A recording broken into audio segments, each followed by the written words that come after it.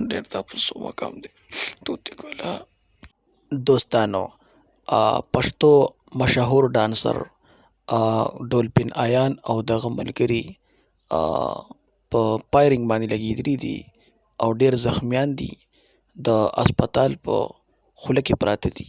دوستانو تاسو ورته هم دعا کوئ، موږ به ورته هم کوو الله جل شانه دې روغ صحت ورکړي. زه منم چې کار یې ښه نه دی خو بیا هم د الله مخلوق دی. دوستانو دعا کې یاد ساتئ. لټون ماما دا کوم خلق دی چې دوی وژني؟